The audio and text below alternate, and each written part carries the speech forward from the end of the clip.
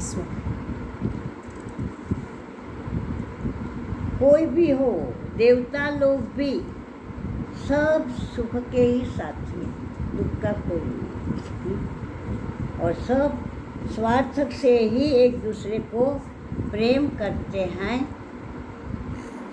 परमार्थ से नहीं।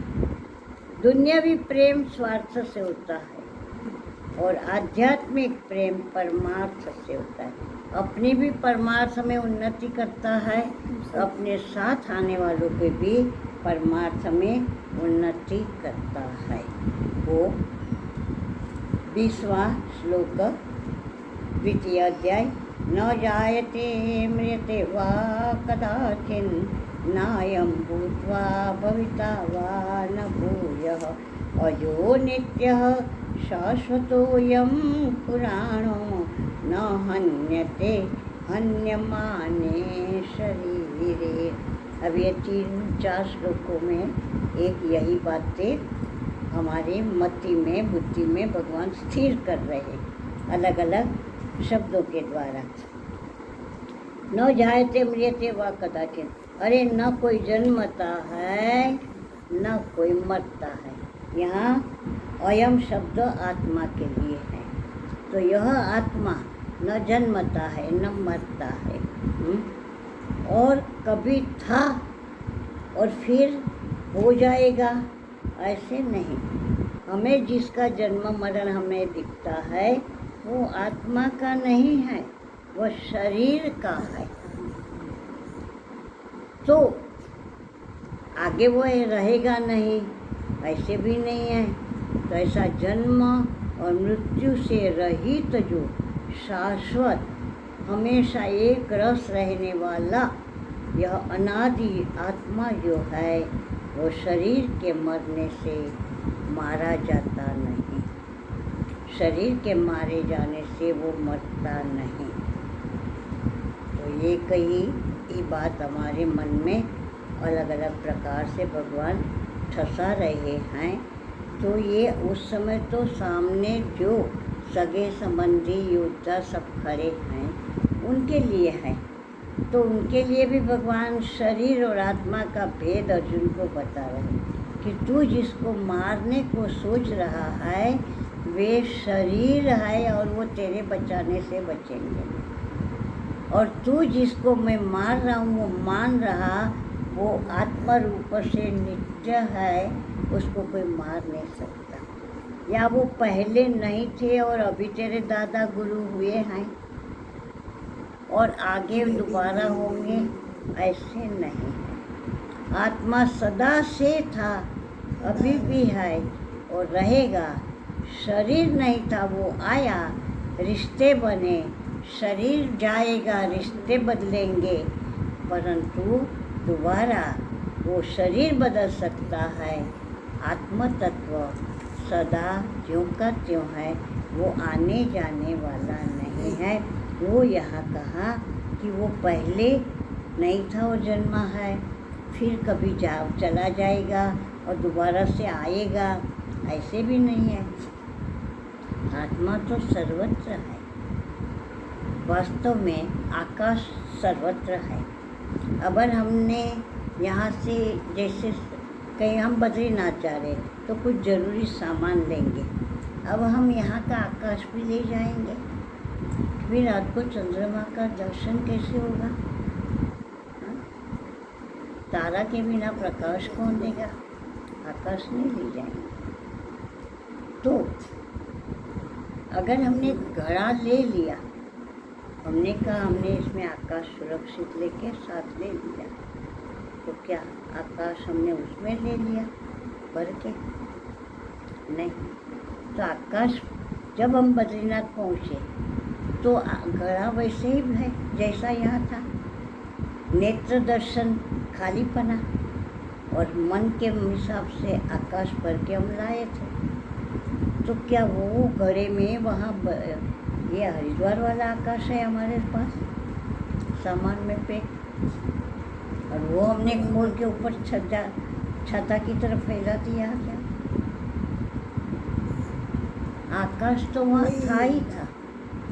आकाश हमें लेके नहीं जाना पड़ता। आकाश वहाँ आता नहीं, आकाश वहाँ से जाता नहीं, और यहाँ का आकाश कहीं गया नहीं। हम आएंगे तो दोबारा हमारे लिए आ जाएगा कि अब ये तो है नहीं, तो मुझे यहाँ इतना रहने की क्या ज़रूरत है, मैं भी छुट्टी मनाया हूँ। ऐसे नहीं। तो ये बात हमें आकाशवत, आकाश से भी सूक्ष्म, आकाश तो वहाँ यहाँ तक शब्द प्रयोग किया है कि आकाश तो आत्मा में सुमेरु की तरह खटकता है।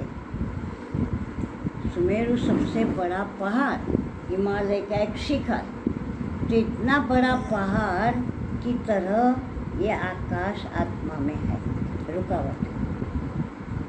तो आत्मा इतना सूक्ष्म है। तो ये बातें जब हम इस प्रकार से शास्त्रों का श्रवण करते हैं, इसीलिए सर्वप्रथम साधन श्रवण का, और श्रवण ऐसे करना है भूखे की तरह कि एक शब्द भी छूटना नहीं चाहिए। और ये नहीं मानना कि ये तो ऐसे ही श्लोक है। अब जैसे कल हम कह रही थी ना कि जहाँ जो शब्द, जो संबोधन बनता है वो वहाँ के लिए एकदम फिट है, वहाँ वो हमें बहुत गहराई के अर्थों के साथ जोड़ने के लिए उस प्रकार के भगवान के अर्थ वाले नाम बरते गए। जैसे कल ऋषिकेश और गोविंद के समय चर्चा हुई थी ना, तो जब आप भी शास्त्र श्रवण करो तो आगे जो आपने श्रवण किया है इसका अनुसंधान भी करते रहो, तो क्या होगा, आपकी याद शक्ति बहुत खिलती जाएगी।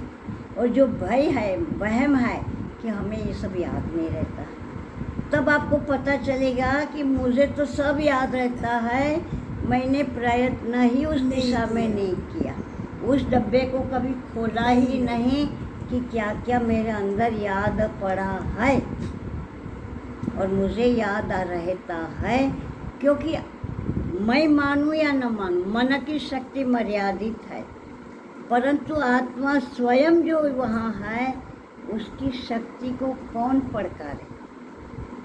और जब मैं आत्म तत्व की तरफ गति करता हूँ तो ये सब तो यूं भी पीछे छूट जाते हैं, मन बुद्धि इंद्रिया सारी, वाणी भी जो बोलती है, जो सुनाती है, जो हमें याद रखना है, वो बुद्धि, वो तो सब जब छूटता जाता है तो ये तो सारी शक्ति आत्मा की, आत्मा में आत्मा के लिए बरत रही है। तो श्रवण की महिमा इतनी ज़बरदस्त है कि हमने श्रवण का एक एक शब्द मूल्यवान मानना है। और शास्त्र में जहाँ जो बात कही गई है, कुछ अपनी विद्वत्ता बताने के लिए भी कहते हैं कि यहाँ ये बात भले कह दी है पर उचित ऐसे नहीं है। इसके लिए एक प्रसंग, शायद आपने भी कहानी सुनी होगी। एक पंडित जी बड़े विद्वान थे, तो वे गीता जी का पाठ कर रहे थे, तो योगक्षेमम वहाम्यहम पर उन्होंने लगा दिया, क्योंकि वो स्वयं मांगने वाले तो थे नहीं और ऐसे ही जीवन गुजारना होता था, तो कई बार कुछ नहीं मिलता था, बहुत मुश्किल से जीवन गुजरता था। तो भगवान योगक्षेम उसकी भक्ति करने वाले का वहन करते हैं, उसको उन्होंने काट दिया, क्योंकि वे तो सदा भगवान में रमा रहते थे। वो जब घर आए, वहाँ पंडितानी थी घर में, और अचानक बहुत सारा सामान घोड़े पर लाद के, पूरी साल का ही समझ लो राशन, साल से भी ज़्यादा समझ लो, एक छोटा सा बालक सारा सामान लेके आया, सांवरा सा बालक, और पूछता हुआ कि ये फला पंडित जी का घर है क्या। पंडितानी बाहर आई, एक बच्चे को देखा, हाँ इसका, ये सामान पंडित जी ने भेजा है। पंडित जी ने, मुझे तो बोले ही नहीं कुछ, और पंडित जी इतना सारा सामान कैसे भेजे। कभी थोड़ा सा एक बार के भोजन का मुश्किल से लाते हैं, कभी ज़्यादा मिल गया तो 2 बार का भोजन हो जाएगा। औजाचक व्रत था उनका। तो वो सोच में उसने कहा अच्छा पंडित जी ने भेजा, ठीक है बेटा अंदर रखवा दो। तो सारा सामान अंदर रख दिया और फिर बच्चे के ऊपर नज़र गई। बहुत प्यारा सा बच्चा था, मन आकर्षित हो रहा था। तो यहाँ मुंह में से उसके थोड़ा खून बाहर आया देखा। पंडित ने एकदम विचलित हो गए। अरे बेटा क्या हुआ, तू इतना सारा सामान लेकर आया, कहाँ चोट लगी तेरे को, तेरे मुंह से खून निकल रहा। पंडित जी ने मारा मेरे को। जीभ काटी। भगवान की वाणी है, उस पर कलम से छेद का कर दिया तो कलम धारदार है, साई लगी। तो उनकी भगवान सूक्ष्माति सूक्ष्म तत्व, कलम तो स्थूल ठोस है, तलवार की तरह वहाँ बरतती है। काट दी भगवान की जिह्वा और खून बहा। भगवान अतिशय कोमल है, अतिशय कोमल है। हम लोग में अब चेतनता कम रही, हम वस्तुएं घसीट के बाहर ले जाते हैं। हर समय मैं कहती हूँ ये शोर भगवान के लिए तो बादलों के गरजने के जैसा है। ये मंदिर के सामने हम इतना शोर करते हैं, घसीटते पसीटते हैं, वो ठीक नहीं है, परंतु होता है। तो ये वो इतने कोमल है, तो वो छेद का उनका ये हो गया, खून बहा दिया इसने। बंद करना है। तो पंडित जी नहीं मार सकते। पंडित जी इतने छोटे, आने दे घर देखती हूँ। वो तो चला गया। पंडित जी आए और वो तो दरवाजे में से ही लिया। आप इतने क्रूर कैसे हो सकते हो, इतने छोटे बच्चे को आपने क्यों मार दिया, खून बह रहा था उसके मुंह से। मैंने छोटे बच्चे को मारा? मैंने तो किसी को नहीं। आपने जो सामान भेजा सारा राशन, तो वो सामान लेके आया था और उसके मुंह से खून बह रहा था। तो मैंने कहा, तो उसने कहा पंडित जी ने मारा। अच्छा, पंडित जी सोच में एकदम याद आया, सामान मैंने तो कुछ नहीं भेजा, तो कितना देखो तो सारे बोरियां भर भर के आया है अनाज पानी सारा। ये तो 1 साल से भी ज़्यादा चलेगा, इतना राशन है आपका। पंडित जी को एकदम याद आया कि मैंने गुस्से के मारे योगक्षेमम वहाँ में हमको जुटला दिया था, ये झूठ बोलते हैं, काट दिया था। तो वो कलम का छेका जो किया था मैंने, भगवान की जिह्वा को मैंने काटा।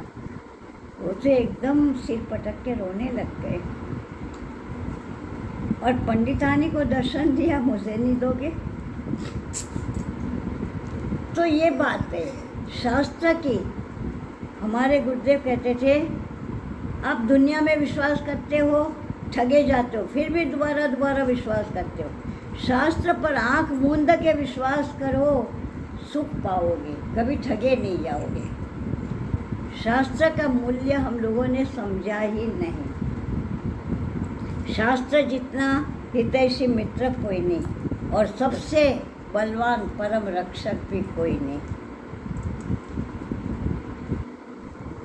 तो ये हमें बहुत कुछ, ये कहानियाँ मनोरंजन के लिए नहीं है, ये कहानियाँ हृदय में दृढ़ करके रखनी है कि हम जब कभी भगवान पर उंगली उठाने को तैयार हो जाए तो अपने को ही थप्पड़ मार देना।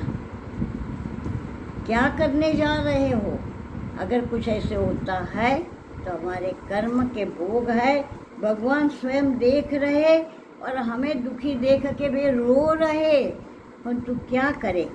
अगर कर्म के भोग अभी नहीं भुगतवाएंगे तो आगे दूसरे जन्म में भुगतने तो पड़ेंगे ही। कर्म का भोग भुगते बिना खारिज नहीं होता। हरि ही ओम।